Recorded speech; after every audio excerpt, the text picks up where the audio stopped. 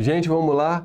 Sejam muito bem-vindos a mais um bloco da nossa aula de icterícia neonatal e agora a gente vai se aprofundar um pouco mais no assunto para você ganhar cada vez mais conhecimento para a sua prova de residência. E para isso, a gente tem que resolver questões a mais de icterícia no período neonatal. Essa primeira questão que eu coloquei aqui para vocês é até uma questão um pouco mais antiga, da Unirio de 2014, mas que versa sobre a consequência de uma icterícia neonatal não tratada adequadamente, ou até mesmo não identificada.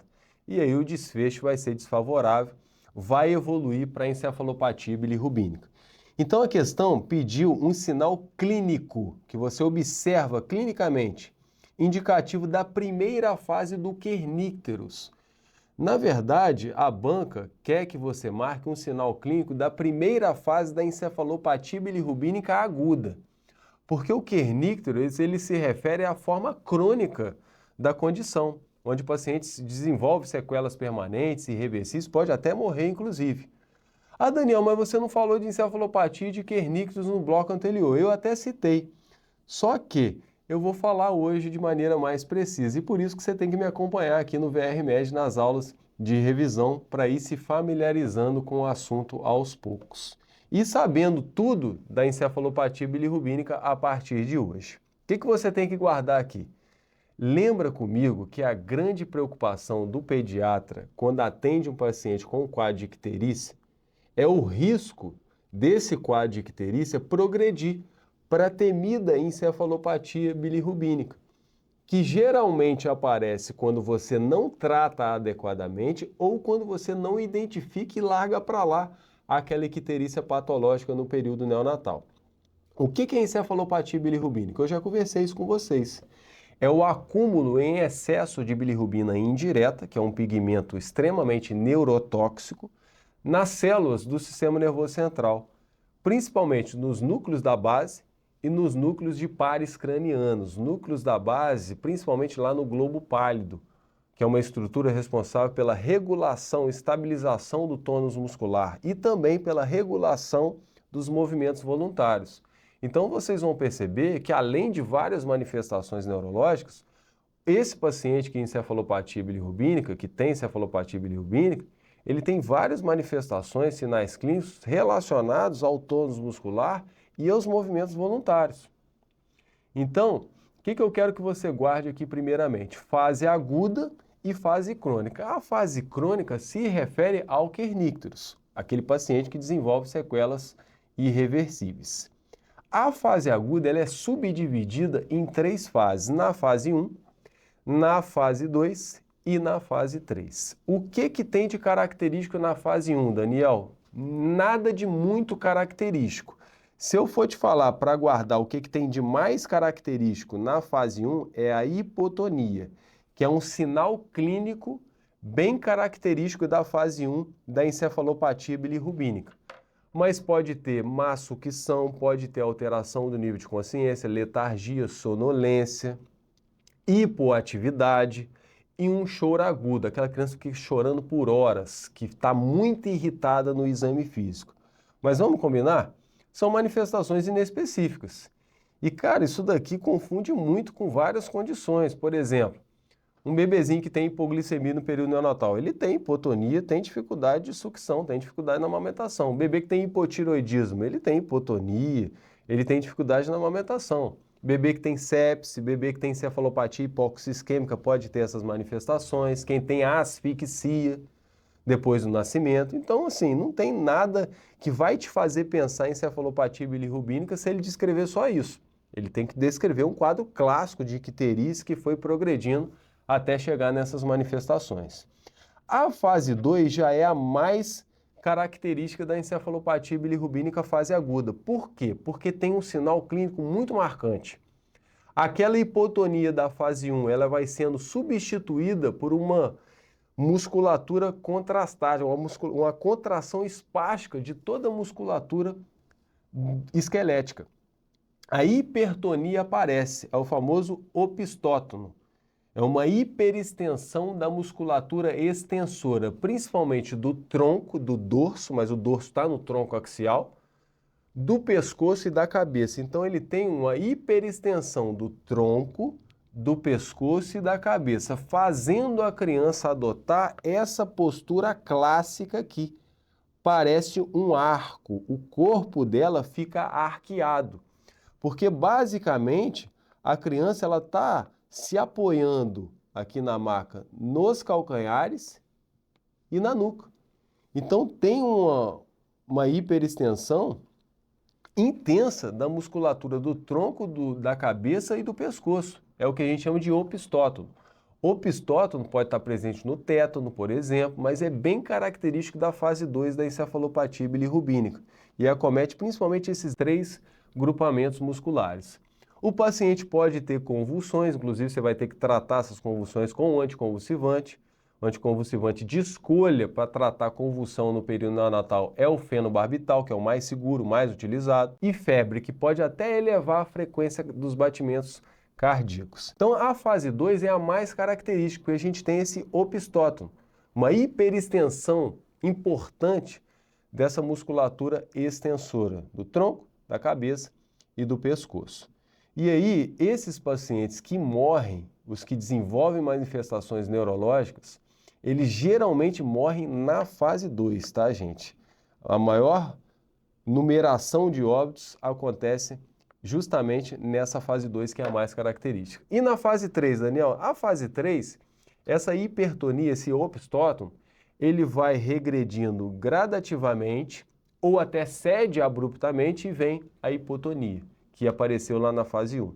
Isso geralmente depois da primeira semana que você percebe, e aí o desfecho já é bem pior.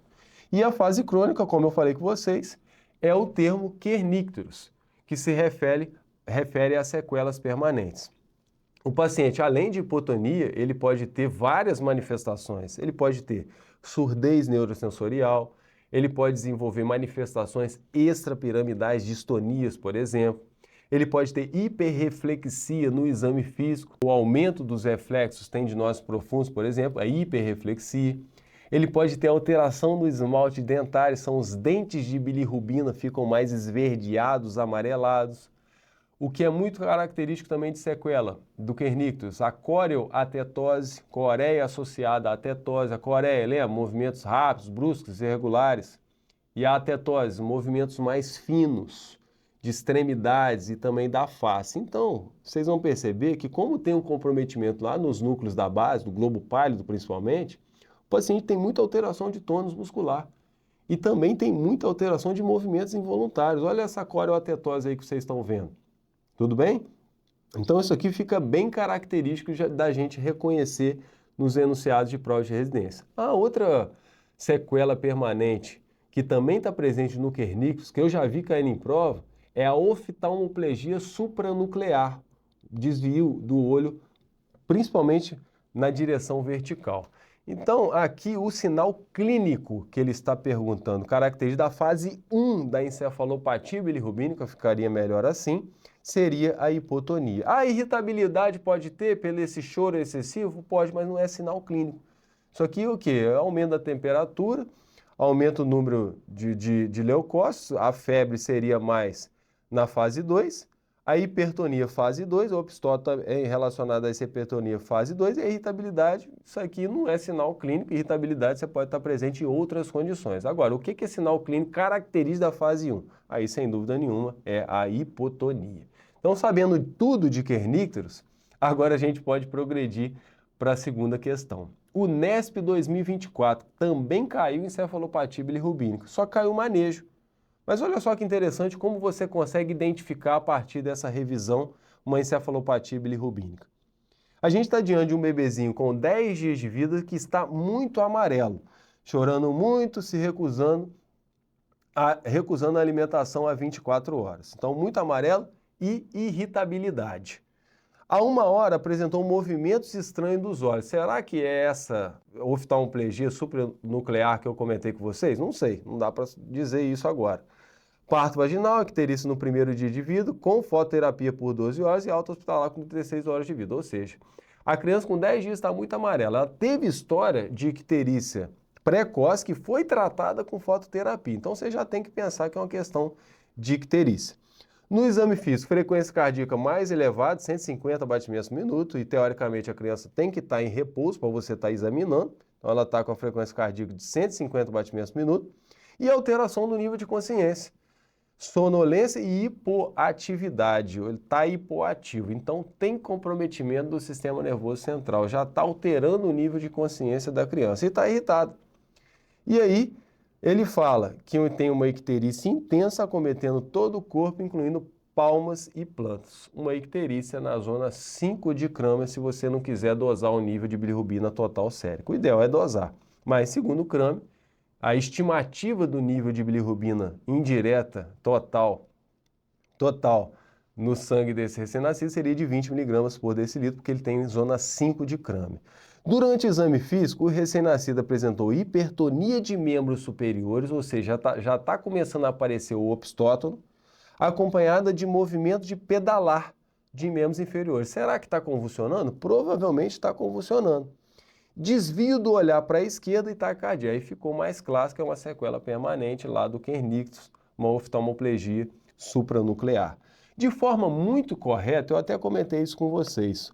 Olha o que o pediatra fez. Ele foi e solicitou a glicemia. Por quê? No começo do quadro, o paciente tem hipotonia, tem dificuldade de sucção, ele está irritado, está chorando muito, está com alteração de nível de consciência, são manifestações inespecíficas. Aí você tem que descartar outras causas. Ele descartou aqui glicemia, porque a glicemia não está muito baixa, ela está 60 mg por decilitro. Então isso aqui é encefalopatia bilirrubínica, já está evoluindo da fase 1 para a fase 2, então você tem que fazer o quê? Se está convulsionando, tem que fazer uma estabilização da criança e utilizar a droga mais segura no período neonatal para tratar a convulsão, que é o fenobarbital. Obviamente, depois disso, se a base é a impregnação de bilirrubínica, você vai ter que encaminhar a criança para um serviço, investigar e tratar a causa daquele quadro clínico.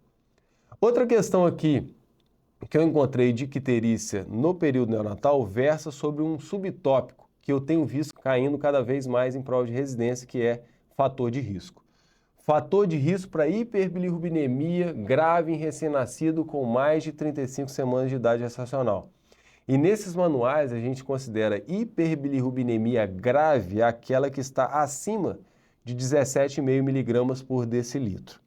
E aí tem os manuais da SBP e da Academia Americana de Pediatria. Geralmente, as bancas de São Paulo, quando cobram esse assunto aqui, vão se guiar pelo Manual da Sociedade Brasileira de Pediatria de 2021. E aí eu queria marcar aqui com vocês alguns fatores de risco que têm caído nas provas de residência. Primeiro, icterícia nas primeiras 24, 36 horas de vida. Eu já conversei com vocês, icterícia precoce é um sinal de icterícia patológica.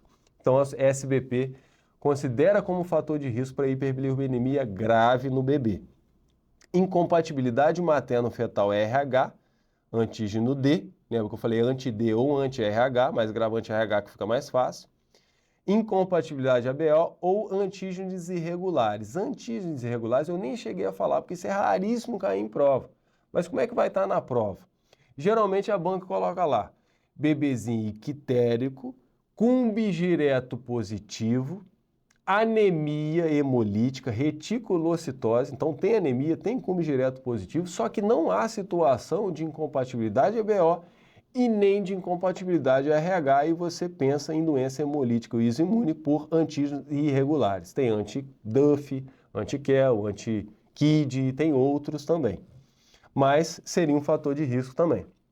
A idade gestacional, 35, 36 e 37 semanas. Eu sempre fiquei muito na dúvida, quando eu era aluno, por que isso daqui é um fator de risco considerado pela SBP para hiperbilirrubinemia grave em recém-nascido acima de 35, né? 35, 36 e 37. Eu sempre pensei assim, pô, quanto mais prematuro, mais chance que ele tem de ter hiperbilirrubinemia grave. Concorda comigo? Realmente é. Quanto mais prematuro, mais imaturidade do fígado, mais imaturidade intestinal. Só que, geralmente, um bebezinho que tem menos de 35 semanas é um bebê que permanece internado.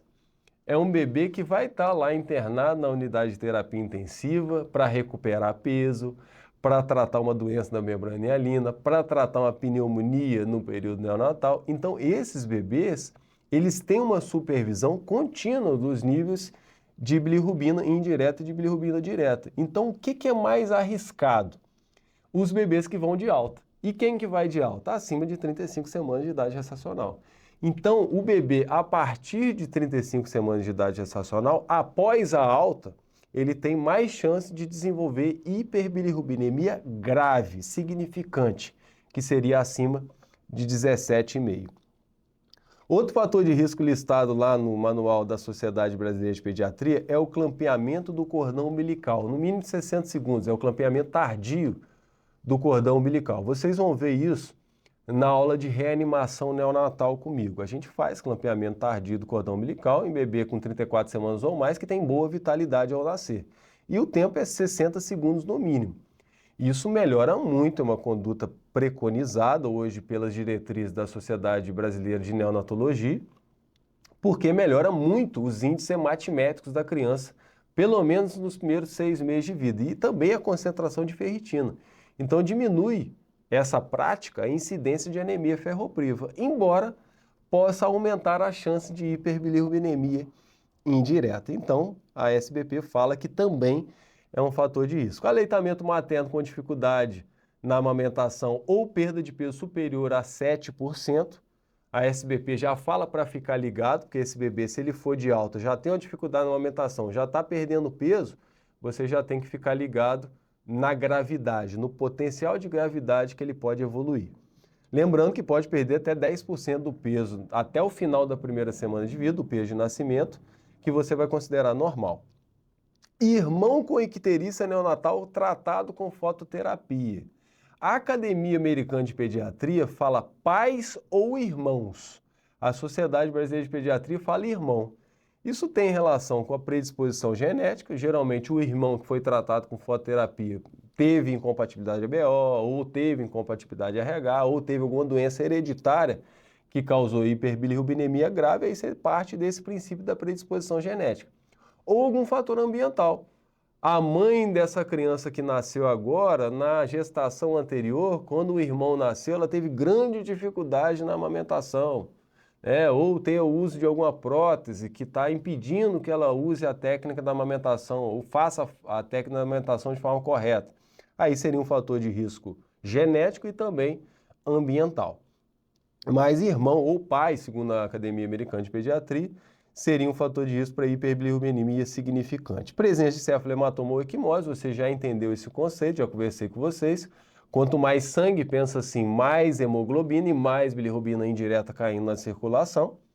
E a descendência asiática. Descendência asiática eu vejo o tempo todo cair nas provas de residência quando cai esse assunto aqui, fator de risco. Descendência asiática é um fator de risco para hiperbilirrubinemia grave do bebezinho com mais de 35 semanas. Segundo a Academia Americana de Pediatria, lá naquele manual de 2004, 2012, e segundo a SBP no manual mais recente. Por quê, gente? Porque o descendente asiático, principalmente leste asiático, coreano, ele tem um turnover eritrocitário mais acelerado. Então ele produz mais hemoglobina. Se tem mais hemoglobina, você já sabe o conceito. E também porque paciente com descendência asiática tem mais polimorfismo genético no gene da glicuroniltransferase. Então reduz muito a atividade da glicuroniltransferase, que é aquela enzima que faz a conjugação, depois do nascimento. E se reduz a atividade da glucuroniltransferase ou glicuroniltransferase, vai captar, vai conjugar menos bilirrubina indireta. Então também é considerado um fator de risco. Mãe diabética, 2 motivos. Primeiro, o hiperinsulinismo fetal vai gerar episódio de hipóxia, e quanto mais hipóxia, mais vai produzir hemoglobina. E também porque mãe diabética, gente, causa muito prematuridade, causa muito sofrimento. Prematuridade em si já é um fator de risco, então mãe diabética acaba sendo um fator de risco. A Academia Americana de Pediatria fala bebê macrossômico, filho de mãe diabética, olha o detalhe. Mas aí, gente, não tem como você ficar decorando isso. Tem que ir por bom senso. Se colocar diabético, você lembra que é fator de risco. E o último seria bilirrubina total sérico, sexo masculino também é considerado, Mas o último que eu queria marcar aqui seria bilirrubina total sérica ou transcutânea. A sérica é mais fidedigna e a transcutânea é menos fidedigna. O ideal é você solicitar a bilirrubina total sérica do paciente para investigar. Na zona de alto risco, ou seja, acima do percentil 95 ou intermediária superior, que ficaria ele entre o percentil 75 e o percentil 95. Aí, para entender isso, eu vou ter que mostrar o gráfico para vocês. E aqui é muito tranquilo. Esse é o gráfico mais utilizado na nossa prática, é o gráfico ou normograma de Butani. Ele traz na sua linha vertical os níveis de bilirrubina total da criança, que variam de acordo lá, ó, na linha horizontal com as horas de nascimento. Então, segundo aquele manual lá da SBP, se a criança, por exemplo, estiver com nível de bilirrubina total acima do percentil 95 ou acima do percentil 75 e abaixo do percentil 95, nessa zona de alto risco e zona de risco intermediário alto, já é um fator de risco para hiperbilirrubinemia grave após a alta. E vamos combinar, se você está aqui avaliando recém-nascido, por exemplo, antes da alta, ali com 48 horas de vida, você está avaliando ali, antes de dar alta, a bilirrubina total sérica dele tá de 16, olha aqui, 16, 48 horas de vida, ele está acima do percentil 95. Aí você vai ter que indicar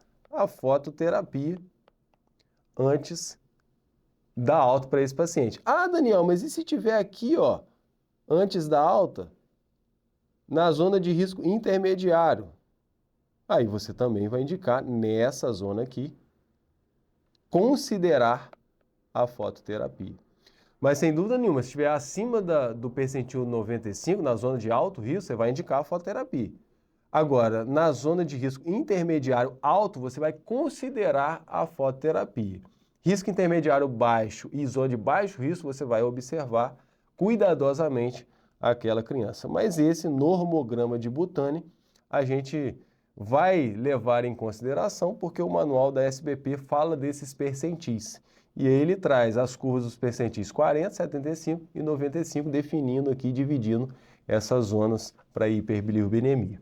Esses são os critérios segundo a SBP. E aí eu resolvi colocar aqui os critérios de risco, ou os fatores de risco, segundo a Academia Americana de Pediatria, porque houve uma atualização de 2022. E aí eu só grifei aqui, eu vou marcar com vocês alguns. Por exemplo, em menor idade gestacional. Ele fala, quanto menor a idade gestacional, adicionando cada semana inferior a 40, você já considera que é um fator de risco para hiperbilirrubinemia significante no bebê com mais de 35 semanas. Ele fala também de icterícia precoce, fala da bilirrubina total ou transcutânea próxima ao limiar da fototerapia, então seria realmente acima do percentil 75 ou até mesmo do percentil 95, seria mais grave ainda. Mas ele fala um critério interessante, que seria uma velocidade de aumento rápida de bilirrubina total sérica ou bilirrubina total transcutânea, quando você está diante de um quadro de hemólise. E ele coloca lá 0,3 miligramas por decilitro nas primeiras 24 horas e 0,2 miligramas por decilitro hora após 24 horas. Eu resolvi marcar isso daqui porque eu fiquei encucado com aquela questão do Enari. Na alternativa D, se eu não me engano, ele coloca que tinha lá um prematuro com 36 horas de vida com a velocidade de aumento de 0,1 miligrama decilitro por hora. Então, segundo esse manual aqui, o fator de risco seria acima de 0,2 depois de 24 horas ou acima de 0,3 nas primeiras 24 horas. Ele botou 0,1. Eu tinha falado de meio, mas aqui, na verdade, nem é critério de icterícia patológica, é só considerado um fator de risco. Mas achei bem interessante aí ele definir esse miligrama decilitro por hora, sendo um fator de risco. E aí você teria que dosar isso muito cautelosamente lá antes da alta. Isso é muito difícil acontecer. Fototerapia antes da alta, pais ou irmãos, como eu falei com vocês, com história de fototerapia ou exsanguíneo transfusão, história genética ou hereditária de alguma doença, aleitamento materno exclusivo com baixa ingesta. Ele não fala de perda de peso, mas ele fala aleitamento materno exclusivo, então guarda isso. Se tiver dificuldade para amamentação, independente se tem peso acima de 7%, que é até difícil você ficar colocando isso precisamente em porcentagem, se tiver baixa ingesta ou dificuldade, pensa que é um fator de risco para hiperbilirrubinemia grave em bebê com mais de 34 semanas. Síndrome de Down, como eu falei, e bebê macrossômico de mãe diabética. Então, voltando à questão, olha só, quais fatores de risco devem ser considerados para o desenvolvimento de hiperbilirrubinemia significante no recém-nascido? As provas de São Paulo, como eu conversei com vocês, geralmente vão se guiar nas referências bibliográficas pelo Manual da Sociedade Brasileira de Pediatria. E sabendo esses fatores de risco fica fácil, porque não precisa decorar, vai pelo bom senso. Mãe diabética, tá certo. Icterícia nas primeiras 24 horas de vida, tá certo. Letra A fala irmão com icterícia tratado com fototerapia. Então tá perfeito. Letra A de cara já é o gabarito. Mas eu vou marcar as outras com vocês, olha só. Letra B, mãe com doença hipertensiva gestacional. A hipertensão gestacional é um fator indireto sim para sofrimento. E obviamente se tem sofrimento, tem hipóxia e vai produzir mais hemoglobina. Então, poderia considerar, mas aqui fala icterícia com aparecimento após as 48 horas de vida, então tá fora. E a letra C fala doença hipertensiva gestacional, só para confundir o candidato, icterícia antes de 24 horas, beleza, e tipagem sanguínea materna A positivo, aí não tem sentido nenhum, teria que ser O positivo. Aí seria lá aquele critério, incompatibilidade ABO, incompatibilidade RH, incompatibilidade por antígenos irregulares, mas aqui a mãe sendo A positivo, não tem por que você pensar em compatibilidade. Descendência asiática, olha aqui, para confundir, perfeito, icterícia após 48 horas de vida, aí ficou errado, né? Então, sem dúvida nenhuma, gabarito, letra A. Aí a gente pode continuar aqui o nosso treinamento. Questão do IANSP 2023, também caiu icterícia neonatal, isso cai o tempo todo, conforme eu falei com vocês. E falava o seguinte, em relação à icterícia no período neonatal, assinale a alternativa correta. Eu até coloco em amarelo ali, que é assim que vocês têm que fazer prova. Não adianta só ler o enunciado e procurar rapidamente a questão correta, não. Vai grifando os mais importantes. Grifa a idade gestacional, grifa o peso dela de nascimento, grifa as manifestações clínicas que você percebe no exame físico para você ir pegando as informações mais importantes, até chegar na resposta mais correta. Letra A. Perda de peso acima de 10% do nascimento na primeira semana de vida é um fator de risco para hiperbilirrubinemia significante. A SBP fala dificuldade na amamentação ou perda acima de 7%, aqui dá 10%. Então tem que ser pelo bom senso. Sem dúvida nenhuma é a correta, mas eu vou marcar as outras. Icterícia fisiológica costuma ter início nas primeiras 24 horas de vida? Não, icterícia fisiológica entre o segundo e o quarto dia ou entre o terceiro e quinto dia de vida. Icterícia nas primeiras 24, 36 horas de vida é um dado que te faz pensar em icterícia patológica. Então, letra B está fora. A letra C fala que icterícia fisiológica apresenta um alto risco de evolução para encefalopatia bilirrubina que necessita de tratamento imediato. Se é fisiológico, por que eu vou tratar? Não, geralmente é um quadro benigno, autolimitado, que vai se resolver espontaneamente até o final da primeira semana de vida em bebê a termo e até o final da segunda semana de vida no bebê prematuro. Então, letra C está fora. Letra D fala a bilirrubina indireta é um dos sinais de icterícia patológica. Não, não necessariamente. Predomínio de bilirrubina indireta você encontra na icterícia fisiológica também. Então, tem sentido nenhum também. Letra D está fora. Letra E fala incompatibilidade materno-fetal ABO, alerta para a possibilidade de icterícia hemolítica e ocorre em 20% dos casos. Beleza. 20% dos casos realmente ocorre incompatibilidade ABO. Mas das mães com tipagem AB e o feto O, aí não tem nenhuma explicação. Porque a mãe, quando é A ou é B, ela produz anticorpos da classe IgM, que não atravessam a placenta. Agora, a mãe O, ela produz anticorpos da classe IgG, que aí atravessa a placenta e faz essa destruição de hemácias do feto e após o nascimento do recém-nascido. Então, a mãe tem que ser O e o bebê A ou B, que aí ela vai ter os anticorpos anti-A e anti-B que vão atravessar a placenta, porque eles são da classe IgG. Então, letra D está fora, por isso o gabarito é a letra A. Passando aqui para mais uma questão, lá de Santa Catarina, fala o seguinte: Murilo, um bebezinho nascido de parto vaginal há 1 semana, e durante a consulta de puericultura, a doutora Joana percebe o bebê que está ictérico.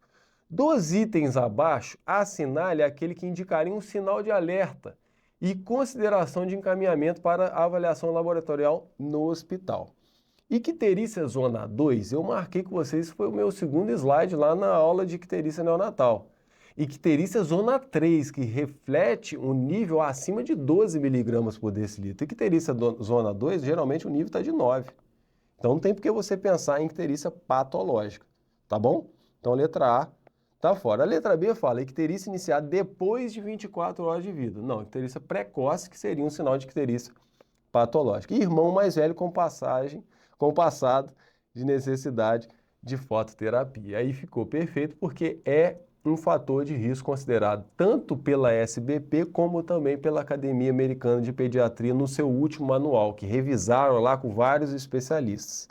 A letra D fala icterícia de aumento gradual, crânio-caudal, involução, depois do pico entre 4 e 6 dias. Aí ele está descrevendo a icterícia fisiológica. Então, sem dúvida nenhuma, gabarito, letra C. Questão muito, muito tranquila. Então, se ficou alguma coisa aí para trás, agora vocês já estão sabendo tudo que versa sobre esse assunto. Olha só, em relação aos fatores de risco para o desenvolvimento de hiperbilirrubinemia significante, que são lá do Paraná, o EL, em recém-nascido com mais de 35 semanas de idade gestacional, considere as alternativas a seguir. Olha só, letra A, a primeira assertiva, recém-nascido em aleitamento artificial exclusivo. O manual da SBP fala aleitamento materno exclusivo com baixa ingesta ou perda de peso acima de 7%.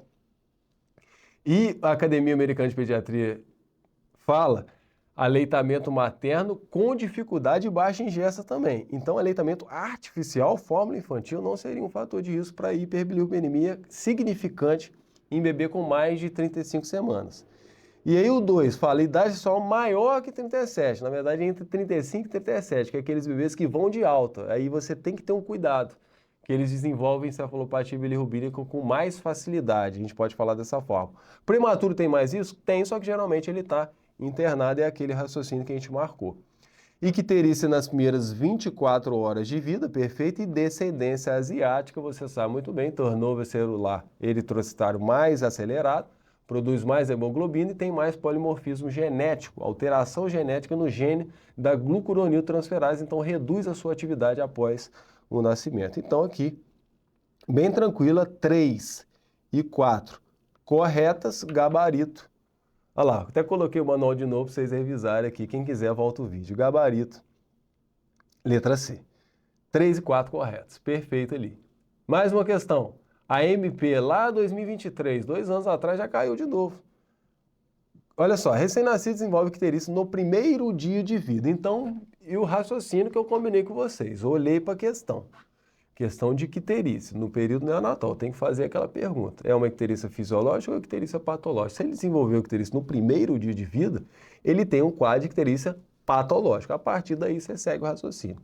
Aí ele fala bilirrubina total de 14, ele te dá mais um dado de icterícia patológica, um nível total de bilirrubina acima de 12 miligramas por decilitro, então aqui é um quadro patológico. A mãe é tipagem sanguínea A negativo, ela não é O, não tem como ter incompatibilidade ABO, só que ela é RH negativo e o bebê é B positivo e o cumbigireta é positivo, além de reticulócitos aumentados, ou seja, incompatibilidade RH. Aí pede para você marcar a alternativa correta em relação a essas assertivas. As provas do Paraná têm essas peculiaridades, tá? Bota lá um monte de assertiva, 1, 2, 3 e 4, para você correlacionar. É uma loucura. Te ganha pelo cansaço, mas você que sabe o assunto não vai errar uma questão por estar cansado. Olha só. A incompatibilidade ABO pode ser descartada? Pode ser descartada sim. Por quê? A mãe tem que ser O. Eu já ensinei isso para vocês. A mãe que é A, ela produz anticorpos IgM. E esses IgM, eles não atravessam a placenta. Então é muito difícil você ter incompatibilidade AB. O normal é você ter incompatibilidade ABO. Tá bom? Então aqui a situação que está acontecendo de doença hemolítica isoimune não pode ser por incompatibilidade ABO. Então a assertiva 1 está perfeita. Por quê? Porque a presença de teste de Cummings direto não ocorre na incompatibilidade AO. Aí a justificativa ficou errada. Por quê? Pode estar negativo, mas também pode estar positivo. Os anticorpos podem se ligar às hemácias do bebê e destruir essas hemácias, caindo mais bilirrubina indireta na circulação. Então a primeira asserção é uma proposição verdadeira e a 2 é uma proposição falsa. Gabarito, letra C. USP Ribeirão Preto de 2023 tem lá um paciente de 6 meses que apresenta história de icterícia, colúria e acolia fecal desde 1 mês de idade. O que é isso, gente? Tem sinais de colestase na anamnese, desde o primeiro mês de vida. E agora ele está com 6 meses de vida. O ultrassom mostrou para a gente fígado com bordas rombas, contornos lobulados, aumento difuso da ecogenicidade e presença de massa fibrosa de forma triangular. Lembra que eu falei com vocês na aula? Eu falei. Você poderia rastrear a criança para atresia de vias biliares. E no ultrassom abdominal você nota o sinal do cordão triangular ou de forma definitiva você faz a biópsia. Então, já mostrou o sinal característico da atresia de vias biliares, que é o sinal do cordão triangular na ultrassonografia abdominal. Ele tem uma esplenomegalia na biópsia hepática percutânea, confirmou essa fibrose. Obliteração progressiva dos ductos biliares extra-hepáticos. É uma fibrose progressiva que o paciente vai evoluir e ele, como tardiamente, apresenta esses sinais de colestase, acolia e colúria. Então, qual o diagnóstico aqui? Aqui o diagnóstico é atresia de vias biliares, você tem que ser muito rápido para indicar a cirurgia de Kasai nas primeiras 8 semanas de vida, para diminuir a necessidade de transplante hepático. A atresia de vias biliares é a principal causa de transplante hepático na faixa etária pediátrica. Questão lá de BH, Santa Casa de Misericórdia BH, 2025, hein? Questão recente que eu procurei para vocês. Um bebezinho, um lactente até 2 anos, mas é um lactente jovem aqui, 1 mês de vida, internado devido à síndrome colestática. Então a banca já te falou que ele tem uma icterícia colestática. E o ultrassom, de novo, o sinal do cordão triangular. É o combinado que eu falei com vocês. Eu não vou ficar falando o que não cai. Muito pelo contrário, eu só falo o que cai em prova de residência. Letra A. Provável diagnóstico de atresia de vias biliares e indicação de cirurgia de Kasai. E se eu ler as outras? Dá uma lida para conferir. Provável diagnóstico de cisto de coleto, está fora. Provável diagnóstico de cisto de Alagille, está fora, com esse cordão triangular. Provável diagnóstico de colangite esclerosante. Aí sai um pouco da faixa etária pediátrica. Para finalizar, eu resolvi voltar nessa questão do enário que eu coloquei na prova de vocês. Por quê? Eu fiquei encucado demais com essa alternativa C como resposta e comecei a olhar os manuais. O que eu percebi? Que no último manual científico de orientação a profissionais de saúde da Sociedade Brasileira de Pediatria, lá em 2021, a gente encontra isso daqui. Tem um pedacinho lá bem pequenininho falando o seguinte: além da etiologia da hiperbilirrubinemia indireta, é necessário investigar a icterícia colestática, definida quando bilirrubina direta acima de 1 miligrama por decilitro. E eu confirmei isso, também está na 6ª e última edição do Tratado de Pediatria da Sociedade Brasileira de Pediatria. Antigamente, em documentos mais antigos do Ministério da Saúde, a gente encontrava a definição que era de 2. Só que agora, segundo esses manuais mais recentes, a gente encontra a definição de colestase quando você encontra um predomínio de bilirrubina direta acima de 1 miligrama por decilitro. Pelo medo da atresia de vias biliares e pelo risco de transplante hepático e um grande impacto na vida da criança, o que as entidades fizeram? Diminuíram o ponto de corte para definir colestase no período neonatal. Então, ratificando, o que seria um sinal patológico de icterícia patológica? Seria uma icterícia com padrão colestático. Acima de 1, você já pode definir que aquela criança tem que ser investigada, tem que ser tratada como uma causa colestática. Então, olha só, na alternativa C ele fala icterícia com 12 horas de vida, ou seja, uma icterícia precoce. Icterícia precoce, você sabe que é um dado que te faz pensar em icterícia patológica e aí vai ter que investigar de qualquer maneira. E aqui ele fala bilirrubina total de 2 e indireta de 0,8, ou seja, a bilirrubina direta dele é 1,2, já é acima de 1 segundo o manual da SBP. Então, realmente, os dois critérios de icterícia patológica estão bem evidentes na letra C. Com isso, a gente encerra aí mais um bloco e agora, fechamento desse bloco de icterícia neonatal, a gente parte para outro assunto. Foi um grande prazer, até a próxima.